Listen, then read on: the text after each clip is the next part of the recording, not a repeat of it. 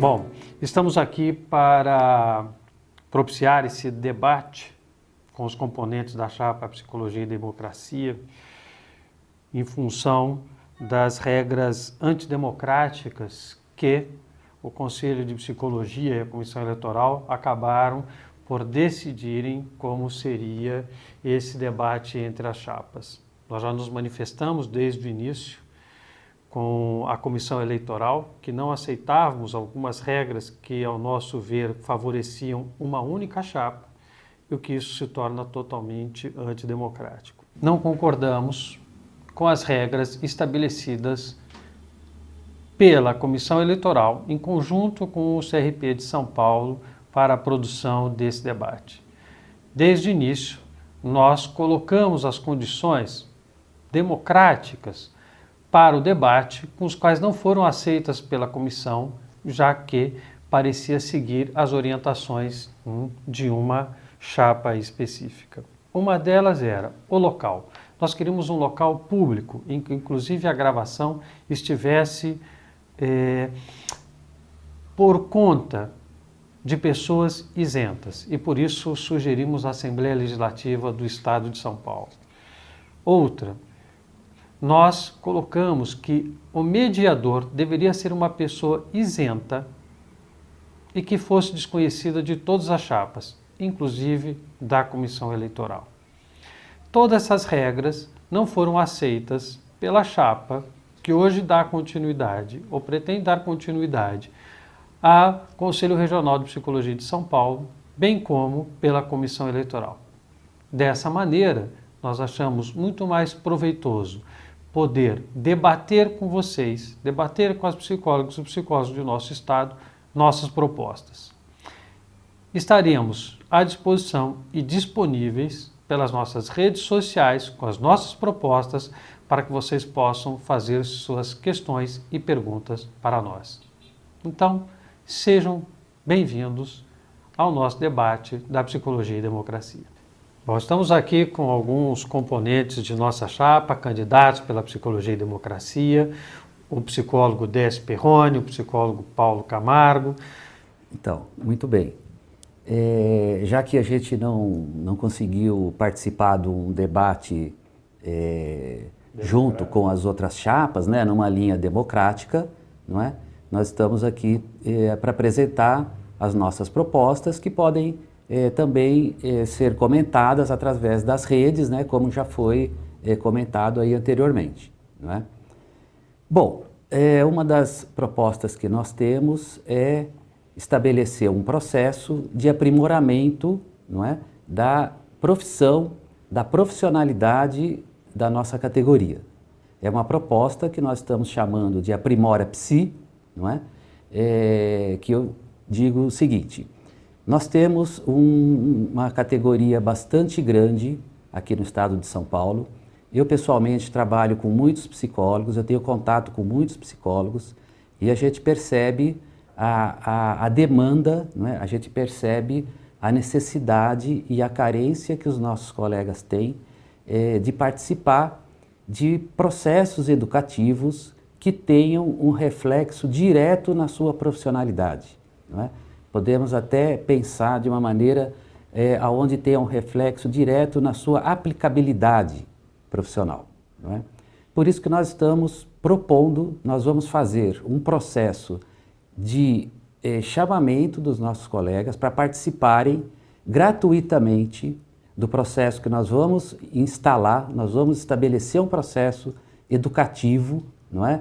Através de contatos e convênios com órgãos educacionais, nós vamos criar seminários, nós vamos criar processos de debate, nós vamos trazer pessoas que estão atuando nos temas da contemporaneidade, nós vamos trazer pessoas especialistas, nós vamos buscar o que tem de mais atual nas áreas temáticas da psicologia e vamos convidar os nossos colegas a participarem de uma maneira totalmente integrada, gratuita, não é?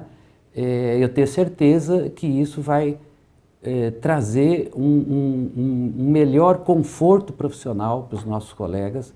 Isso vai trazer uma forma de aprimoramento e de melhoria da sua qualidade profissional e, consequentemente, da sua qualidade de vida, não é? E podendo até mesmo isso interferir num melhor ganho, não é? A gente sabe que uma qualificação melhor tem possibilidade das pessoas ganharem mais. Então, Décio, isso é interessante. Todas as últimas pesquisas feitas, eu vi uma pesquisa feita pelo CRP do Paraná, acompanhei uma pesquisa feita com o perfil do psicólogo brasileiro, ou uma pesquisa feita em São Paulo já nos anos 90, 80, não me recordo agora, quanto tempo faz. Todas elas apresentam um quadro que, conforme o psicólogo vai se aprimorando, se especializando ou buscando um melhor aprimoramento profissional e educativo, melhora a sua remuneração. Então, na realidade, assim, nós sabemos que a psicologia, ela, no geral, até por suas diretrizes, tem uma formação generalista. Nós sabemos que grandes aspectos teóricos, grandes áreas da psicologia e também grandes blocos de atuação do psicólogo. Porém, é um ofício que nós aprendemos praticamente fazendo. Okay? Então, não é específico da psicologia, mas esse é um dos ofícios que nós aprendemos na prática, fazendo. E a partir disso, o psicólogo recém-formado, ele tem uma ansiedade muito grande. Terminou o curso superior, às vezes é o primeiro da família que está tendo o curso superior e está buscando sua inserção profissional. E a partir daí tem um orgulho disso. Porém, nós sabemos que no início desse trabalho ele sofre, porque como é que eu faço isso? Como é que eu vou trabalhar com isso se aquilo com a realidade que me apresento não é exatamente aquilo que eu vi dentro das grandes arcabouços teóricos que estavam na faculdade? O Aprimora-se pode justamente favorecer isso, porque não só aprimora, como pode também trazer a troca de experiências profissionais de maneira que quem está iniciando possa trocar essas experiências e a partir daí aprender a fazer. Exatamente. A gente sabe que tem um grupo, né, de pessoas que se formam, né, na psicologia e conseguem já imediatamente ingressar numa carreira de mestrado, posteriormente num doutorado, não é? Outros preferem algumas especializações, não é? Mas tem uma grande maioria que não consegue também se engajar num processo desse, não é? Então, essa turma, ou não tem condições, né? Condições objetivas e materiais, não é? Agora, esse vácuo eu acho que a gente pode entrar, já que é um vácuo que foi aberto aí por a gestão que está aí, não é? E eu acho que a gente tem total condições de oferecer para os nossos colegas um espaço de aprimoramento, não é? O que vai comprovar, como você está falando, redundar numa melhoria da qualidade profissional e de vida deles, não é? Eu acho que esse é um processo interessante. Eu só gostaria de colocar algumas questões que são fundamentais, de fundamento mesmo, em relação ao processo do Conselho Regional, né? Um dos fundamentos do Conselho seria a questão da orientação, não é? Então, o que nós entendemos por orientação pode vir dentro desse processo, não é? De melhorar o vínculo, não é? Com toda a classe, não é? Quais são os anseios dessa classe, quais são as dificuldades, os empecilhos, enfim, não é?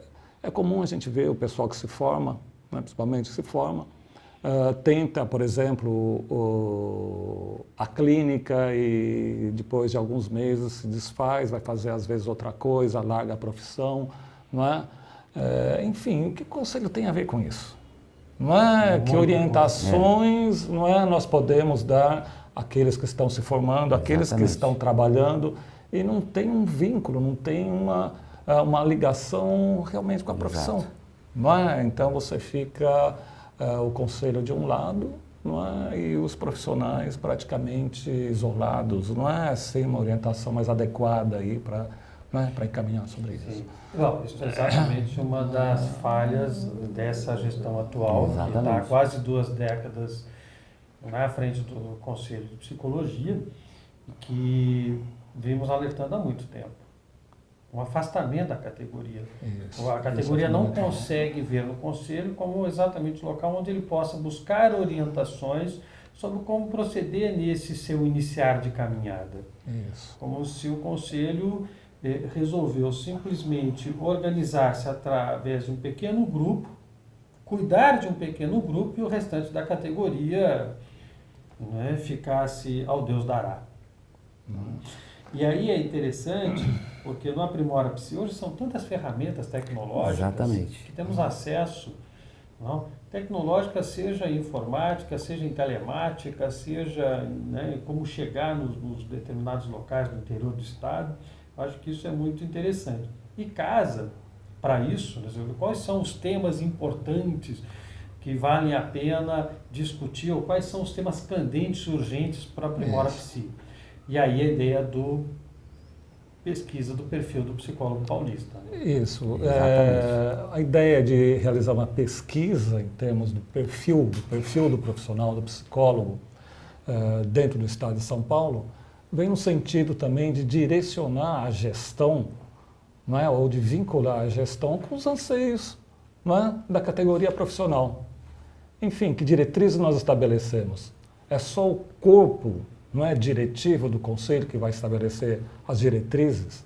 Não, aí você tem que ter elementos concretos, não é? E isso, para ter esses elementos concretos da categoria, é importante uma realização de uma enquete ou de uma pesquisa até mais aprofundada, para conhecer as condições dos psicólogos, não é? Enfim, perfil profissional, os anseios, as dificuldades, perspectivas, não é? Tudo isso nós temos que ter bem catalogados, bem claros, não é? Para que a gestão realmente, de fato, não é? Ela se torne democrática. Se nós estamos falando de democracia, nós temos que falar em participação, não é? E essa participação tem que estar ligada aos processos maiores, mais amplos de gestão. O interessante desse processo que você está dizendo é que não é uma mera pesquisa, é um processo já de interação com os psicólogos. Justamente. Né? Isso. Já participativo. Isso. Não é? Então você inclui os psicólogos, por exemplo, dentro da gestão através de informações que são iniciais. Não é? Isso para balizar, não é, melhor uma gestão que seria mais profissional, não é, mais consequente dentro do âmbito, obviamente, que é aquilo que nós estamos propondo, o âmbito democrático, não é? Dentro disso. Exatamente. E aí, então, a nossa proposta de centro de orientação também é fundamental nesse processo democrático. Isso. Exatamente onde a palavra possa ser circulada livremente desse centro de orientação, sem que o psicólogo tenha receio de que ele está fazendo uma pergunta inadequada, ou que essa pergunta inadequada, ou a forma como ele está fazendo, né, retorne até ele. Isso. Por alguma fiscalização. Não, a ideia do centro de orientação não. Seja realmente local de orientação, das perguntas mais básicas, até também ao psicólogo que está sofrendo no interior porque o juiz lhe diz que ele tem que produzir a avaliação psicológica de alguma criança quando ele está lotado no determinado equipamento daquela cidade. E o psicólogo fica lá, bom, eu respondo ao juiz ou não respondo ao juiz? Se eu respondo o que o juiz quer, eu posso estar cometendo uma falta ética. E como eu faço? Claro. Ok? Nós não podemos deixar o psicólogo vir-se com isso. O Conselho de Psicologia tem uma importância fundamental na orientação desse profissional e, inclusive, de que maneira que o Conselho possa intervir junto ao Judiciário. Olha, o que o senhor está pedindo ao psicólogo, você está levando a promover uma falta ética. E nós não iremos permitir isso. É uma construção de vínculos, não é? Exatamente. Eu acho que é isso que está faltando e não é? Eu acho que o raciocínio que está por trás disso tudo é a vinculação, não é, com a categoria, não é? Não deixar que eles se sintam ou fiquem, obviamente, isolados. Conselho para todos. Conselho para todos. Eu sou Ana Silvia Rosaldi Rosal, psicóloga, componente da Chapa 13, Psicologia e Democracia. Estou aqui com os colegas de chapa Milton Sabag e Décio Perrone para comentar, debater alguns temas contemporâneos de suma importância na atuação da psicologia. É fundamental que o psicólogo se aproxime desses temas que influenciam o comportamento tanto individual como social. Por exemplo, a questão de gênero. Em relação ao tema gênero, o que nós podemos pensar para oferecer no Aprimora Psi? Bom, Ana, essa questão da sexualidade é de fato uma questão extremamente atual, não é? A gente já fez um comentário aqui da implantação do Aprimora Psi. Muito certamente esse é uma questão que a gente vai propor para ser trabalhado, não é? Nós temos hoje a questão aí da sexualidade muito fortemente colocada, não é? Nós estamos aí com a questão do transgênero, não é? Da transexualidade. Nós temos aí já uma legislação que garante uma série de direitos, não é? Para as pessoas que querem confirmar sua identidade sexual, seja ela qual for, não é? Nós temos aí uma série de fatos acontecendo, não é? Nós temos também um debate muito grande em relação a isso, que é permeado pela religiosidade, não é? Isso desemboca diretamente aí na prática profissional, e eu acho que esse é um tema muito importante que a gente vai, com certeza, botar em discussão, ou através do Aprimora Psi, ou através de outros canais aí de discussão, não é? Então, eu estou muito otimista, não é? Que nós, entrando no CRP, esse é um tema muito importante que nós vamos trabalhar. E além das questões relativas à sexualidade, a questão de gênero tradicionalmente garante a hegemonia masculina, encolhendo o espaço da mulher na sociedade, tanto na esfera profissional, dentro da família, nas relações familiares, a questão do poder ficar com, entre aspas, provedor dessa família, e isso leva a uma submissão, em alguns casos, às vezes até para a questão da violência doméstica, né?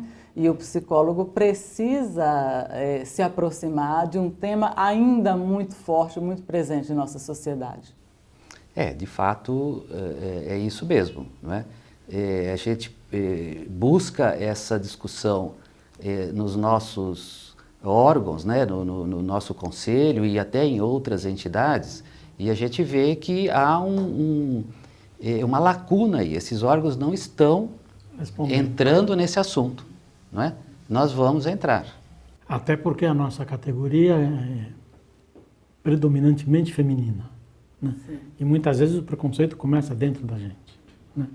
E aí esses problemas de hoje de você associar cura gay, essa coisa de informação, é porque justamente não existe nenhuma padronização, nenhuma atenção do conselho para responder a essas questões.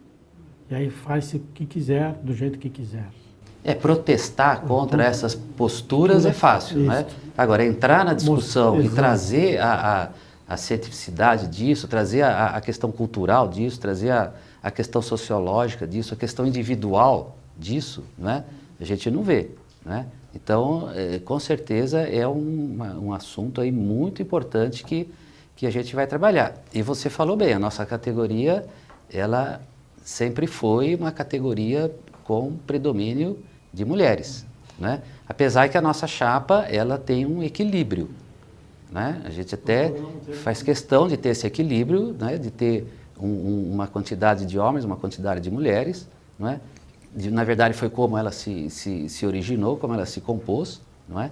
E, então, de fato, é uma preocupação muito grande da nossa chapa aí, Psicologia e Democracia. Sim, a composição da chapa, ela reflete não só a democracia, como a diversidade, né? A heterogeneidade, tanto em relação a gênero, a formação, a área de atuação e a idade dos nossos colegas de chapa, né? Tem um equilíbrio bem interessante e que engloba todas essas diferenças. E acho que a soma dessas diferenças é que compõe um resultado bem interessante, né? A possibilidade de uma atuação que observe, né, que responda às demandas dos mais diversos perfis de psicólogos, das mais diversas necessidades. Os psicólogos que atuam no interior, os que estão em São Paulo, na rede pública, em seus consultórios particulares, nas escolas, no trânsito, na área jurídica, na interculturalidade, que aliás é um outro tema muito presente, né?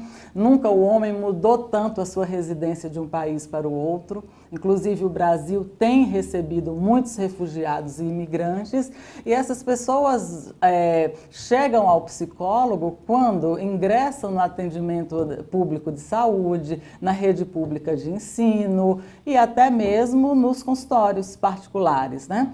E é um público que tem uma experiência muito particular e demandas muito específicas. É preciso conhecer, sim, as particularidades, as especificidades que compõem a experiência de vida dessa população nômade.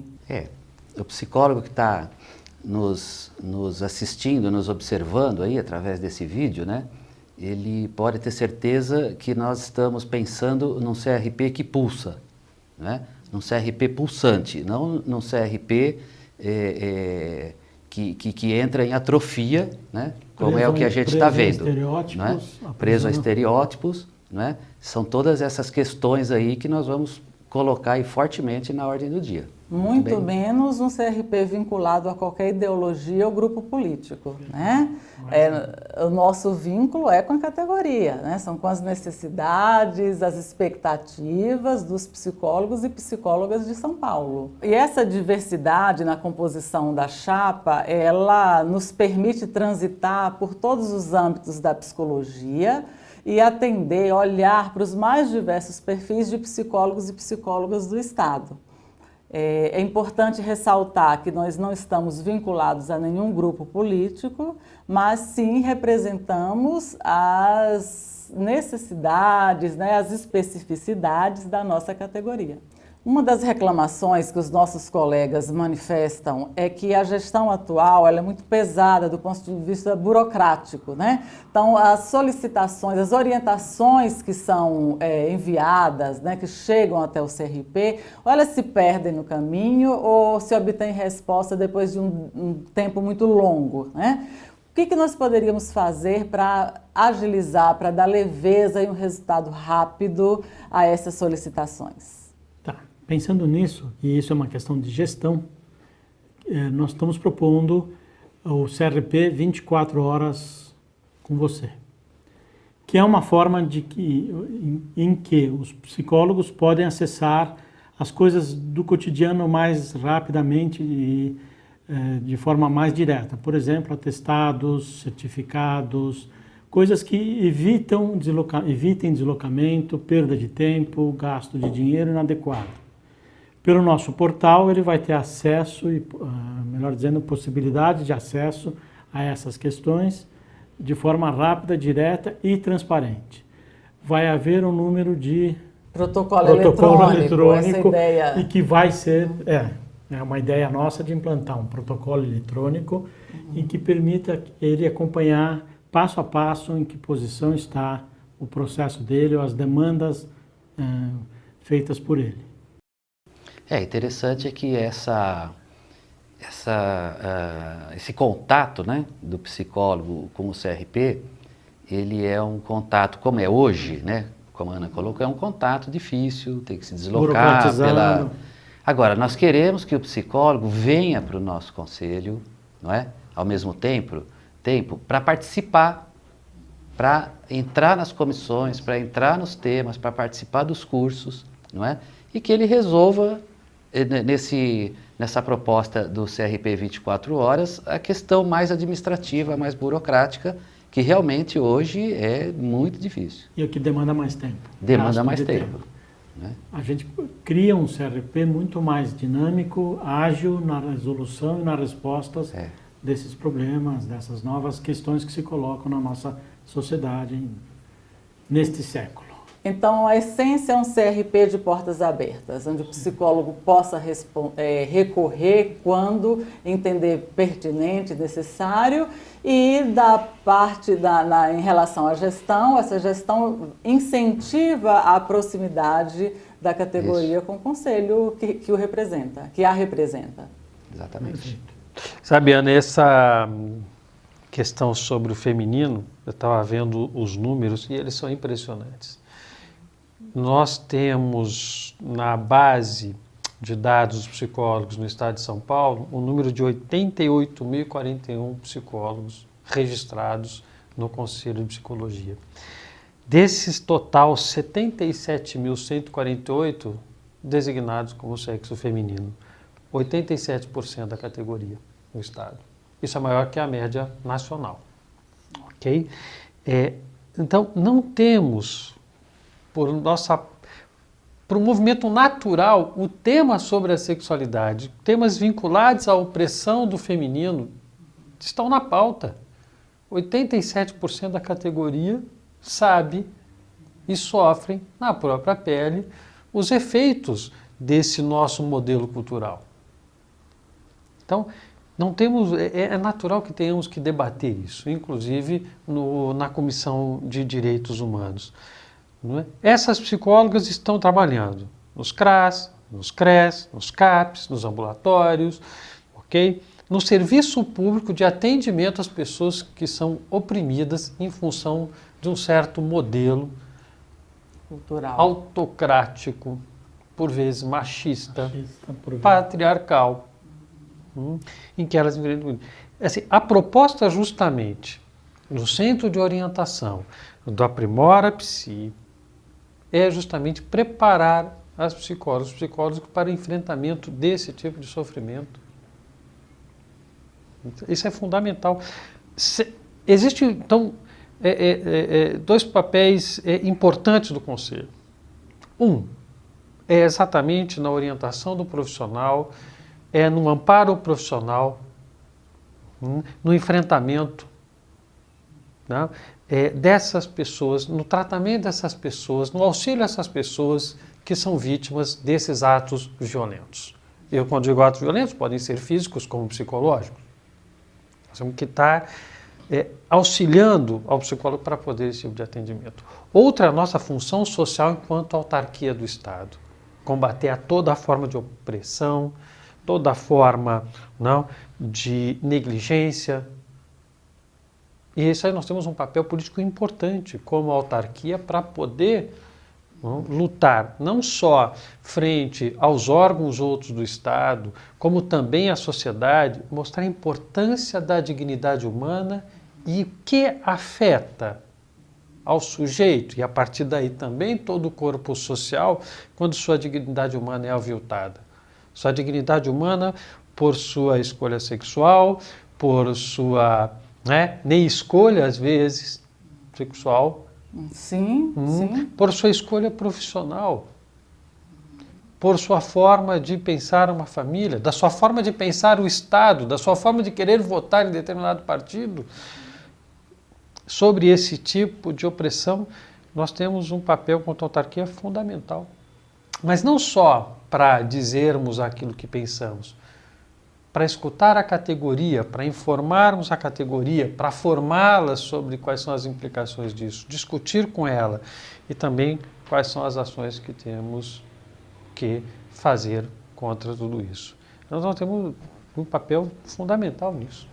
Sim. Um outro papel que nós estamos debatendo internamente, eu acho importante ressaltar, é também divulgar para a sociedade, o saber psi, para que a sociedade possa identificar no trabalho do psicólogo possibilidades, caminhos para resolver questões que a população enfrenta, individual ou coletivamente. Tem um sofrimento que as pessoas não associam, que a área que está preparada, capacitada para atendê-lo, nesse sofrimento é o psicólogo. E às vezes ele faz toda uma peregrinação por outras especialidades e aí permanece essa questão do sofrimento, dura mais do que deveria durar. Por isso que nós temos uma bandeira muito importante. Por exemplo, o psicólogo na escola. Sim.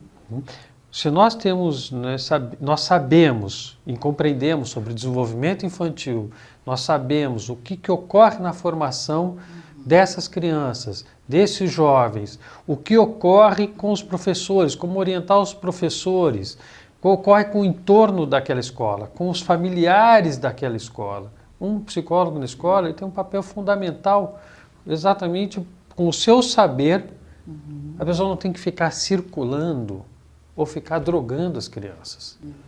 A procura de resposta, né? Não é? Que não vão vir de outra forma. Claro, mas poder entender o contexto daquele sofrimento ou mesmo daquele sintoma, que por vezes não é produto só dele, do sujeito que está sendo afetado.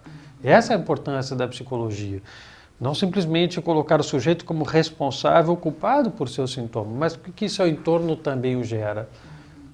Mas para isso, também não podemos calar, simplesmente drogando as crianças com drogas lícitas, simplesmente para que possamos tê-las quietinhas na sala de aula e não nos incomodem. Acho que à medida também que se evidencia o trabalho do psicólogo, também desmistifica essa associação de que eu preciso estar com problema, eu sou o louco que procura, informalmente, né, o termo pejorativo, o louco que procura o psicólogo. Então, essa visão favorece a medicalização infantil, né? Porque a partir do momento que existe... Procura só pela necessidade. Exato, e se existe um código ali que rotula essa criança, tira erroneamente, falsamente, né, dá um alívio em relação à responsabilidade que os pais temem ter, né, nesse comportamento inquieto dessa criança, que a escola, essa parcela de responsabilidade da escola para ajudar essa criança, ou mesmo como, de algum modo, fortalecendo esse comportamento compreendido como inadequado. Por vezes as pessoas não se dão conta de que a loucura é uma defesa contra a doença da instituição. Ok? Então, simplesmente medicar a loucura, ou simplesmente drogar essas crianças sem saber se isso não é uma defesa contra a própria doença da instituição que ninguém quer ver, esse é um grande risco que a gente faz e pode fazer perder uma infância. Isso é muito sério. Isso que é um acaba papel... mantendo o sistema, né? Sim. A custo de nossas crianças, Exato. não podemos fazer isso. Outro ponto importante das nossas propostas, e estava revendo aqui, é a proposta do coletivo ampliado. Como o Décio falou que nós temos e queremos um conselho pulsante, ele também vai criar demandas. Ele escuta as demandas, ele escuta aquilo que os profissionais têm, o que querem do conselho, mas nós também queremos criar uma demanda. Mas não é uma demanda porque somos iluminados. O coletivo ampliado, como um fórum permanente de discussões com as associações científicas, com as associações profissionais de psicologia, que tragam sua contribuição. Quais são os temas candentes dessa área profissional, desse saber científico que tem sido caro para a psicologia, importante para a sociedade, importante para a nossa ciência. Então, qual é esse tema? Então, cada representante terá seu assento nesse fórum, nesse coletivo ampliado, como fórum permanente de consulta, de quais são os temas que estão rolando, que estão circulando dentro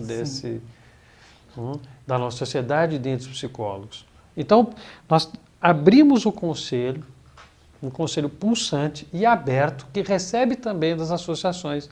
Então, a pessoa pode ter acesso ao conselho via conselho, como pode ter acesso via essas associações. O coletivo ampliado, ele é fundamental, porque somos 30 conselheiros, 15 efetivos, 15 suplentes, cada qual com a sua formação, cada qual com a sua experiência profissional. Mas a diversidade não se esgota nesses nossos 30 saberes, nessas 30 práticas. Vai além. E provavelmente há ideias inovadoras, novas nesse campo. Nós temos que estar abertos a isso. E por isso, o coletivo ampliado serve como um fórum permanente para nós. Podemos fazer isto. Por falar em coletivo ampliado, é importante deixar claro que isso implica na participação de instituições que trabalham com a psicologia e profissionais que desenvolvem determinado assunto, não é? Naqueles que o próprio corpo diretivo não tem tanta autoridade, não é, no assunto. Então, por exemplo, podemos pegar um tema como redução da maioridade penal, não é? Você tem profissionais que trabalham, que pesquisam há anos em cima disso, não é? E isso é importante que a gestão, não é, o traga para traçar diretrizes, não é, e deliberações do Conselho em relação a isso. Então é buscar dar autoridade para a profissão, não é, tanto no nível institucional quanto no nível pessoal de pesquisadores que tenham conhecimento desse assunto e que participem, não é, da gestão do Conselho. Eu acho que isso só tem a acrescentar e dar mais autoridade, não só ao Conselho, mas também aos profissionais da psicologia. Paulo, se nós queremos um Conselho pulsante, nós também queremos que estas propostas nascidas dos coletivos ampliados, do centro de orientação, com essas pesquisas, tudo isso, possam influenciar na formulação de política pública. Sim, Nós claro. temos algo a poder dizer Claro. sobre isso. Nós vamos psicólogos que trabalham na ponta da política pública e há locais que seriam importantíssimos ter um trabalho psicólogo na política pública que ainda não tem. Nós temos que produzir conhecimento sobre isso para poder influenciar na construção dessa política pública, não só para arrumar trabalho para o psicólogo. Isso. Agora, em relação à política pública, é importante nós pensarmos em como o psicólogo se localiza em relação a elas.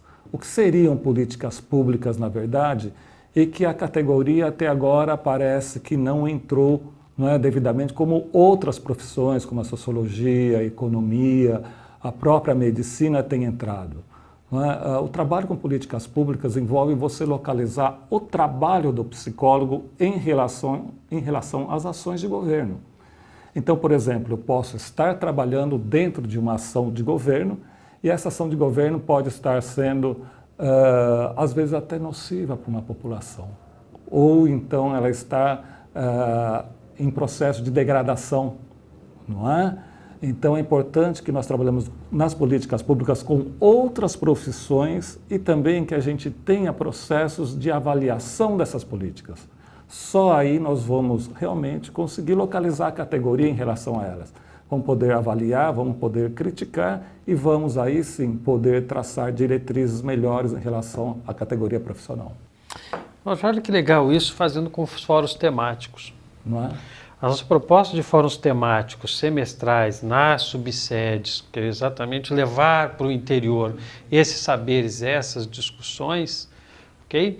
Com o tema da política pública, isso é fundamental, ok? Podemos aproveitar, olha só, o coletivo ampliado, aquilo que se recebe pelo centro de orientação, o conselho aberto, logicamente, para essa categoria, fazendo essa pesquisa com esse perfil. E, afinal de contas, esse fórum temático é esse encontro onde as pessoas vão às subsedes, às sedes, vão discutir sobre esses temas e nós vamos poder começar a influenciar, ok? Não só os saberes de quem estão ali, trabalhando na ponta, como também essa formulação de política pública. Porque nesses fóruns temáticos, inclusive, podem participar outros profissionais com relação à psicologia, Sim, que não são só psicólogos. Exatamente, Eles têm que é o fundamental. Exato. Porque eles têm que saber o que estamos fazendo. O que podemos fazer com a educação, na educação? Ok? Se o que podemos fazer na educação, tem que ter professores, diretores, dirigentes de ensino.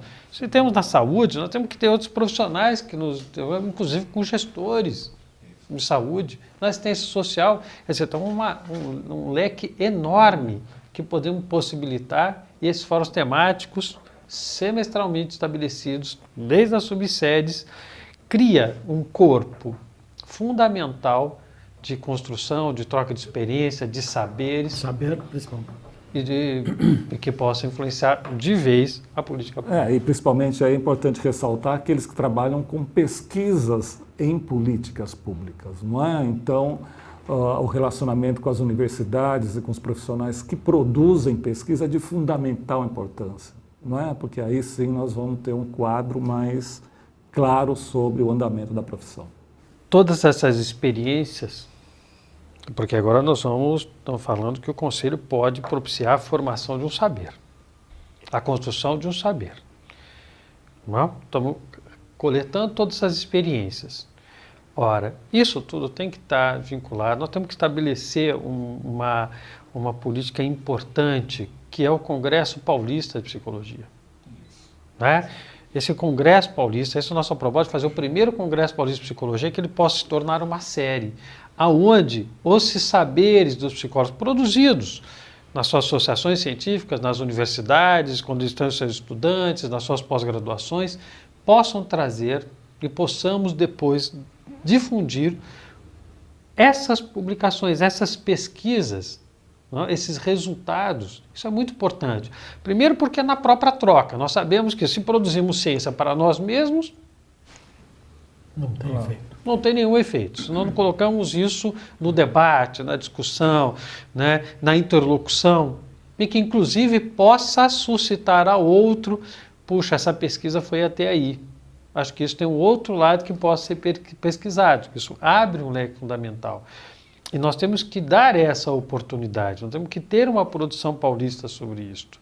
E inclusive trazer pessoas de outros locais, aberto a todos os locais que possam participar aqui, afinal de contas, dentro da nossa desigualdade regional, nós sabemos que a maior parte dos cursos de graduação e de pós-graduação em psicologia estão na região sudeste. Ok? Então, por que não poder agregar este polo de produção e também irradiar para os outros lugares? E também convidar os outros lugares que possam participar desse Congresso Paulista. Isso é muito importante. Não fazer uma política separatista, não. Podemos fazer uma política que agregue, que possa fazer nesse Congresso Paulista.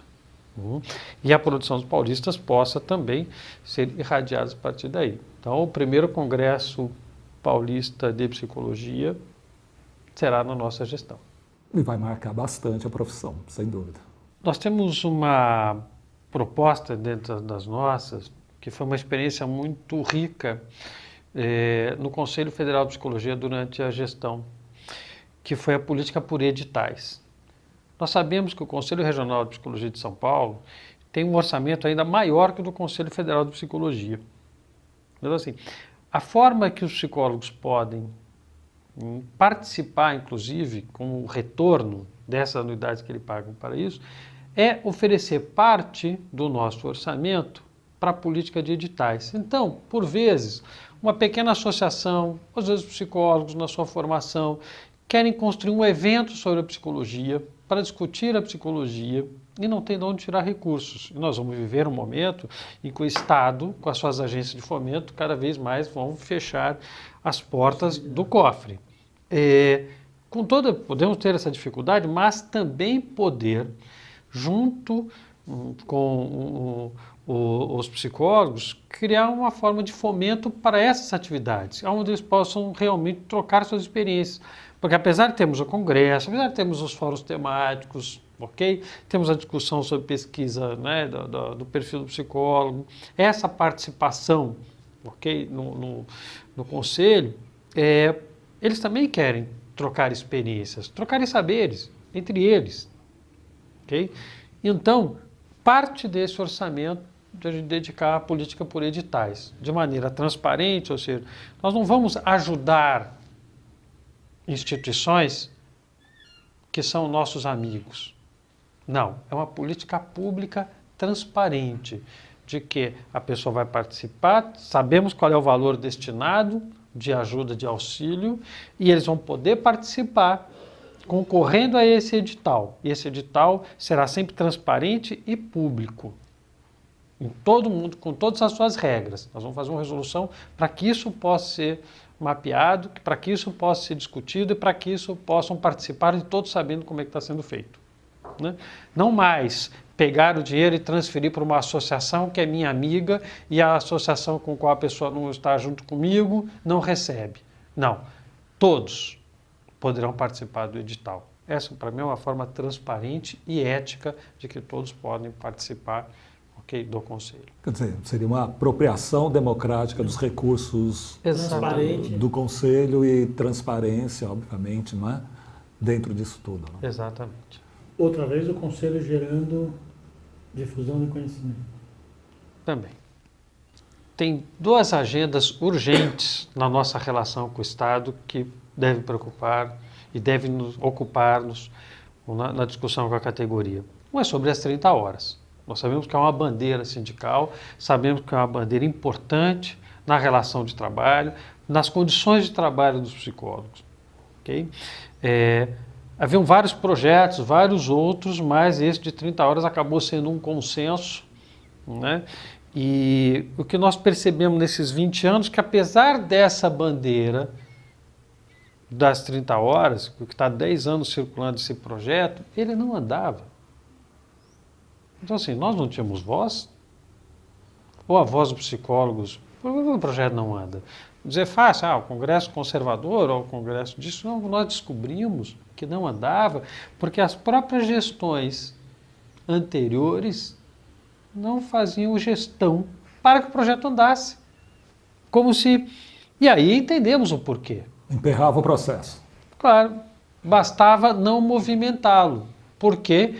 Porque isso feria exatamente uma posição divergente dentro da gestão que estava à frente dos conselhos. Eu fiquei surpreso com isso e chocado. Não?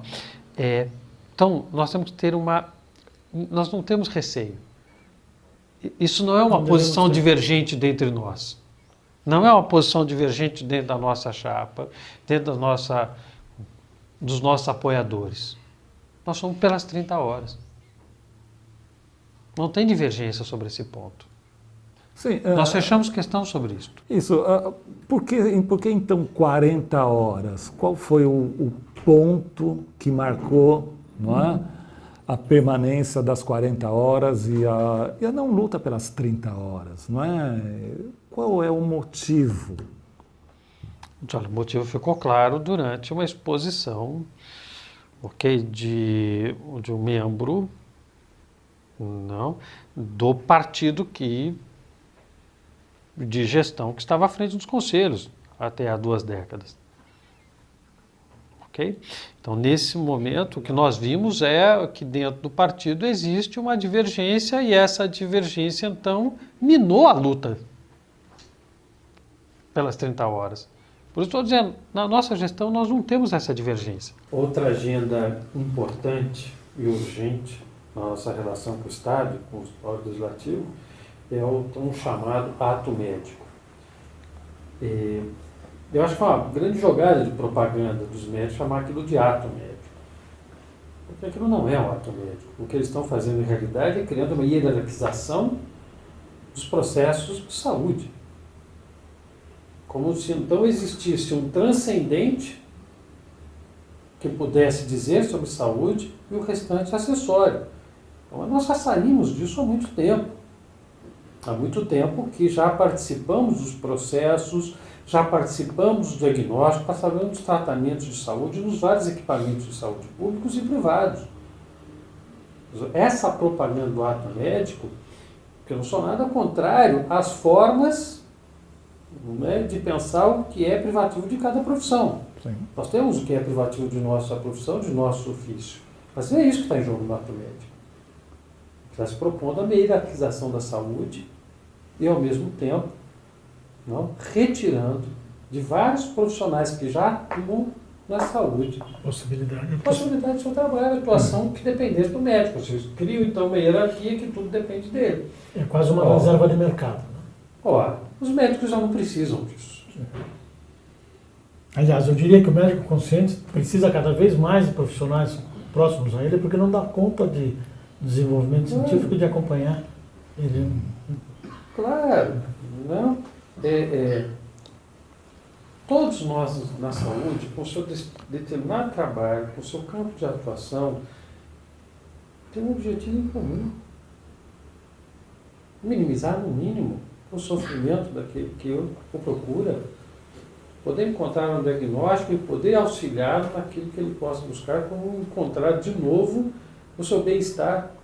Minimizar o sofrimento. Né? Ou seja, né, se alguns buscam cura de algumas sintomas de algumas doenças, mas isso está vinculado com um trabalho de equipe.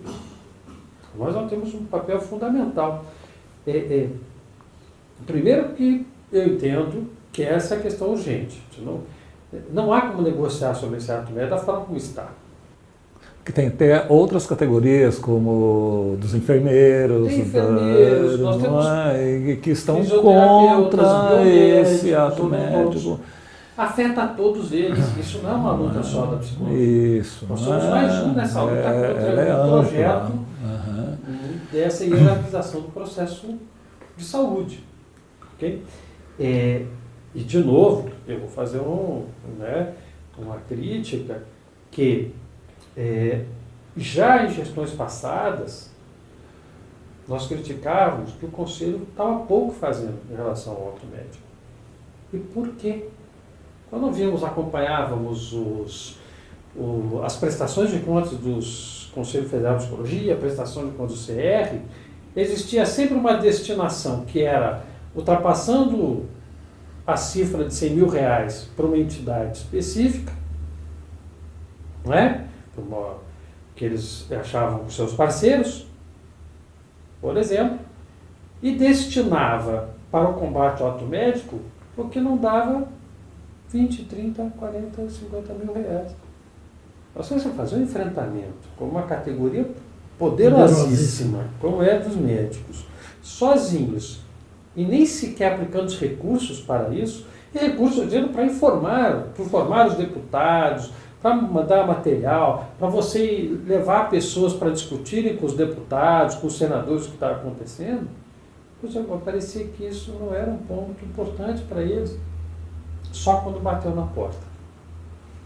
E quando bateu a porta, que estávamos à frente ali, que nós vimos, né, o risco batendo a porta, o que fez o Ministério da Saúde foi recuar naquele momento para não enfrentar o desgaste político, para retornar em pauta agora outra vez. Esse projeto, né, que retorna, ele é pior do que o outro. Então temos uma frente muito importante. E é mobilizar não só os psicólogos, mas junto com as outras categorias, mobilizar a sociedade, porque é a sociedade que perde com isso. Não são, e os médicos não ganham com isso. O que ganham em realidade são suas associações médicas, mas os médicos não ganham com isso. E você fere a autonomia, né, das demais profissões aí, no sentido de estar até produzindo mais conhecimento, não é? Enfim, você subordina, não é, a processos, não a conhecimento. Bom, e aí também nós temos um trabalho imediato. Nós temos que, de novo, sentar com essas categorias da saúde e criar um novo pacto. Esse pacto já foi feito nos anos 50, claro, sobre essa atuação da saúde. Nós temos que, de novo, sentar com essas outras categorias e fazer um novo pacto. Bom, afinal de contas, como é que vamos trabalhar com a saúde? Esse novo retrato do SUS. Isso de imediato é combater de toda e qualquer maneira esse projeto da forma como está. E nós temos que usar nossos recursos, nós temos que usar nossas possibilidades de informar a sociedade sobre o risco que ela corre com esse projeto. E mobilizar toda a categoria para isso. Mas isso sem medir esforços. Sem ficar colocando, assim, talvez aqui, talvez acolá, talvez aquele ministro seja do meu partido e talvez eu trabalhe com ele e não posso fazê-lo. De que maneira fazer? Isso não pode acontecer. Temos que ter, e isso, nossa gestão tem uma posição muito clara. Disso nós não temos divergência também. Esse projeto é ruim. Esse projeto tem que ser retirado e que se faça um novo pacto com os profissionais de saúde e participemos todos.